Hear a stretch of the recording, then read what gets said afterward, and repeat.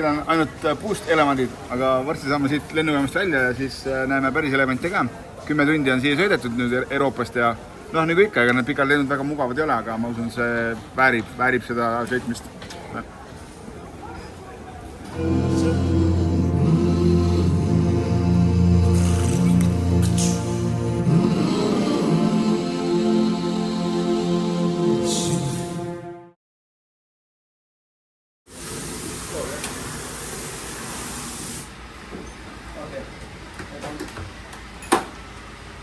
Okei, that's deep. Päris sügav, ma mõtlesin, see on mingisugune lahe asi. Okei. Nüüd saame siis keerata. Nice.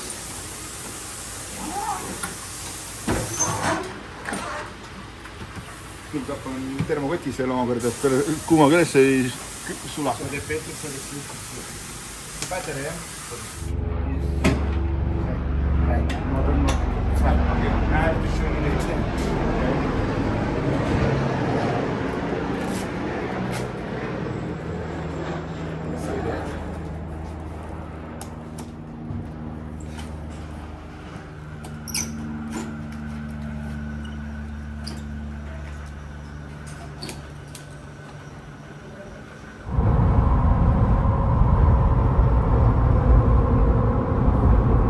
Saime oma ägeda auto jätta. Alg ma arvasin, et auto on auto ikka, et nii mingi tööd olema hotellis ja nii edasi. Aga see auto on ikka nii äge, et hotelli küljel minna ei taha, et see on ikka tõesti üli hea tehnikaga. Ja päris hea koolitus oli ka. Igasugused rattavahetused, aigliftidega tõstmised, rehvide pumpamised, rehvirohu alla laskmine, et saaks liivatüünides sõita. Igasugused putukavõrkude ettepanemised, kui on hästi palju putukaid, kui on pikk rohi, et rohi ei ummistaks radiaatorid ära, kuidas telki kokku panna, kuidas kõik absoluutselt tegime kõik läbi, päris ikka tund aega läks enne, kui kõik kätte saime. Ja nüüd siis sõidame Gaborone poole, mis on siis Botswana pealinn ja kepsu võtsime ka, see on muidugi täis kökats, seda küll vaja pole. Aga ilmselt saame siin oma telefonidega hakkama ja mis oli äge asi on siin kuskil on meil satelliittelefon. Et tava nagu telefoniga seal levi ei ole, et mitte jube kalli siin nende satelliittelefonidega helistada, aga kui ikkagi oled seal kinni juba teist päeva elemendid piiravad, siis on vaja helistada, et siis enam ei jõua enam oodata. Ja auto suht mugav. Suht uued autod, 35 000 sõitnud ja 2.8 mootoriga. Et muidugi rehvid jäävad natuke rohkem lärmim kui mul see endine Master. Et siin on natuke kõvem seguga rehvid, et natuke nad lärmavad, aga no itse häiri, et liivases nad ei tee mingit häält. Et praegu tuleb sõita siis 500 kilti Gaboronesse, umbes 5 tundi.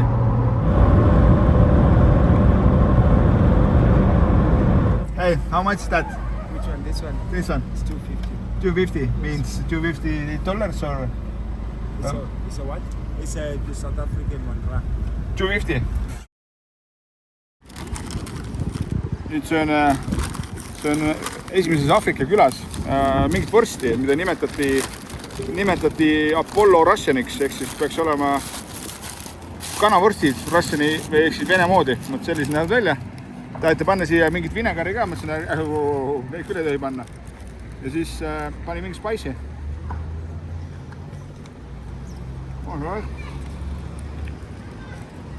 No.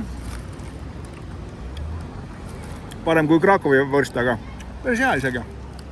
Niimoodi siis müüakse vorsti, tehakse soojaks ka ja isegi väga soojaks. Ja kuna kõht on tühi ja sõit on veel 3 tundi, siis lihtsalt peab siin küla vahel väikse pausi tegema.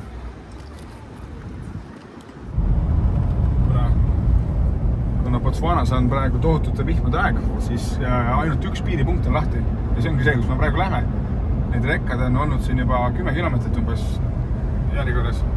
Ja ma loodan, et sõiduautotel ei ole see nii pikk, et päris huvitav, et ma saan aru, et rekkadel võiks olla mingi teised piiripunktid ka lahti, sest ega nemad ju niikuinii siin savi sisse ei lähe, aga ebareaalne. Meil siin Euroopas mõned piiripunktid kinni, siis on juba kõik närviselt ei jõua. Need vennad ei jõua selle kuu lõpuks kindlasti ei jõua üle.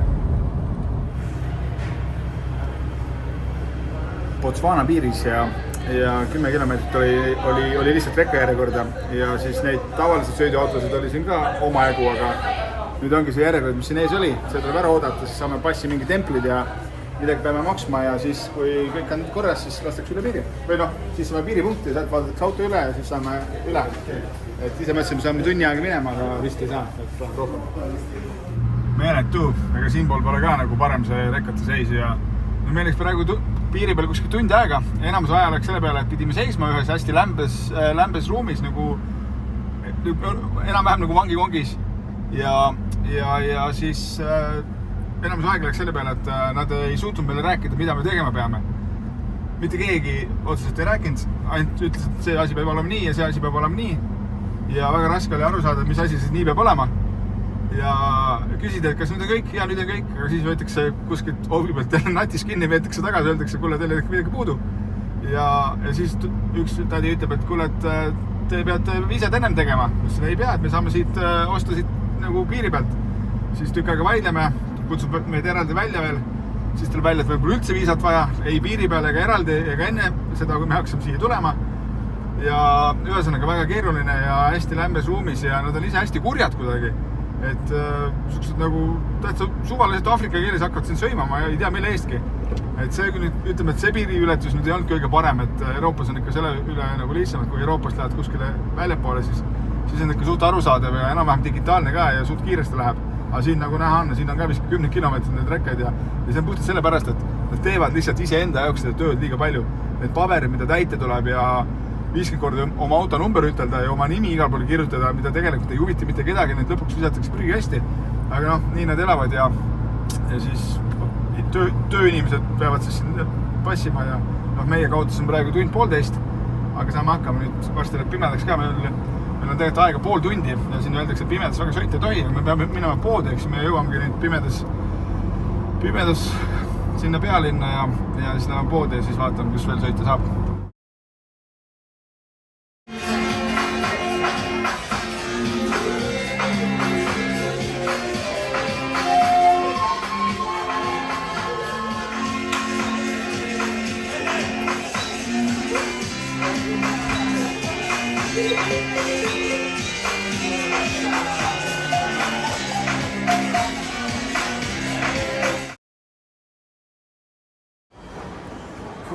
Kell on 9:30 hommikul ja ei ole normaalne.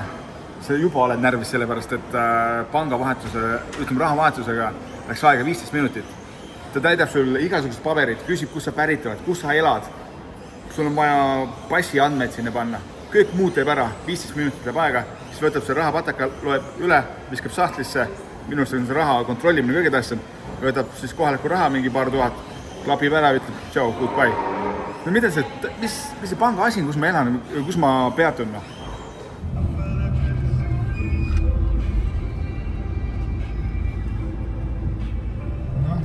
Pole küll need loomad, mille pärast me siia tulime, aga loom siiski.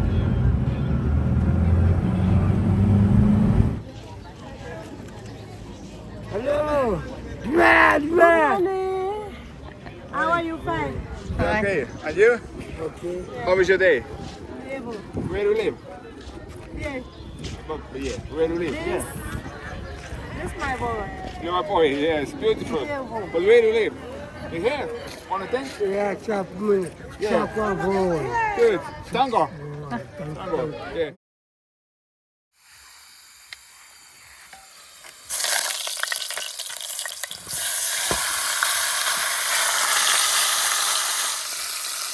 Teeme süüa Aafrikas kuskil lehmakarjamaal, mingi lompan.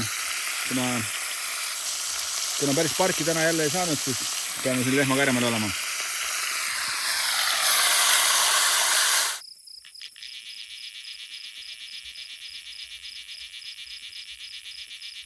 Nii enam-vähem saame selle kokku pakitud siin, et ega ma kogu aeg olen vaatan ka videodes, et ega see mingi lihtne asi pole, see puuredeliga see, et tundub nagu videos, paned kokku. Me jäärusime sellega päris kaua, et ma ei ütle, et see nagu ülikaua, aga alukäbi versioonis, kus sa lähed üksinda, lükkad 2 nukku kokku, lükkad kokku, kõmm ja minema aine. Siin oli ikka 10 minutit tegemist vähemalt. Paneme luugi kinni ja nüüd paneme rattad ka kinni. Rattasüsteem on hea, see mulle meeldib. Saanud sopaseks siin eile, sõitsime mööda maanteed. See maanteed on ju teed, kui kui meie mõtleme, et miks meil ei ole asfaltkatet, siin sul pole isegi mingit katet, sul on lihtsalt mingi maantee, mis on tehtud põllu peale ja kui sul sellist autot ei ole, siis okei, mingi osa sõiduautoga saad sõita.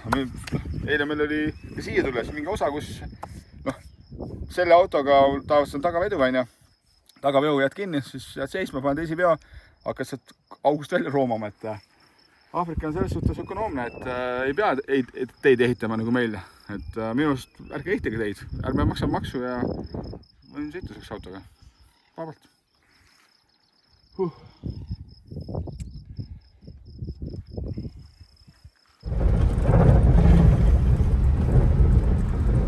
Keps näitab 6 tundi ja 38 minutit ja Aafrikas teid ei ole. Panedki mööda põhimõtteliselt lehmarada. Ja mina võin siin sõita, aga juba autokulu on mega ikkagi tegelikult. Sellepärast ongi sellised Toyota Land Cruiserid, et siin tegelikult ma praegu pole veel hakanud, aga sotiga saab siin sõita, aga tegelikult saab, aga teed nagu ei ole. Et siis tuleb natuke ise ka hoolas olla ja inimesed sõidavad niimoodi, inimesed käivad isegi, mitte sõidavad, isegi käivad, ma ei tea, kus nad lähevad, ühte küla pole, järgmise 6 tundi pole mitte midagi. Ja neist liiva sees sõidame, et enamus ajast saab suure hooga läbi sõita, nii et ei pea esitilde sisse panema. Ja inimesed käivad menus, papa, no nii. Siin on ikka vaja natuke sõiduoskus ka, et see on nagu niisama iga mees, kes käib Nissan Leafiga tööl, siin hakkama ei saa parem. Kus on just parkett hakkab, mõtlen, see peab vist jalast ära võtma või? Tuleb küla vahele. Aga see on naljakas küla vahele pandud sellised nagu nii-öelda tänavakivi. Ja nüüd olegi parketi peal. Aitäh teile. Kus te ise olete? Pole kedagi ja näe 2 tükki. Tavaliselt lapsed lehvitavad. Ega see on väga palju inimesi käi. Ja siis kui sa sõidad sükse, nende jaoks ikkagi rahaautoga, siis nad tulevad, lehvitavad, jooksevad, nad kas kukuvad hambad välja, aga nad jooksevad. Tohutult tahavad näha seda, et kes sa seal rollis oled. Okei, Polavan. Leidsime ühe mingi rekate diisli koha ja eks bensiinijaama nii-öelda. Ja küsisime bensiinijaama tüdruka käest, et kas siin edasi mingi küla või midagi tuleb, sest mitte midagi tuleb, täitsa tühi maa. Et kui me praegu kütus poleks saanud, siis meil homme seal pargis, kus on ka vaja sõita ikkagi, me oleks diislis puudu jäänud ja see kust kohvi saada, midagi süüa saada, see on võimatu. Et praegu paneme kõik täis nii palju saab, teeme aknad puhtaks ja paneme järgmised 300 kilomeetrit. Teed, meil on 4,5 tundi veel sõita. Ma olen mõtlesin kahju, et sa paned 8 tundi sõidad, aga vahemad on pikad ja tahad ikka seda elevanti näha, siis tuleb sõita. Ja elevant siia ei tule.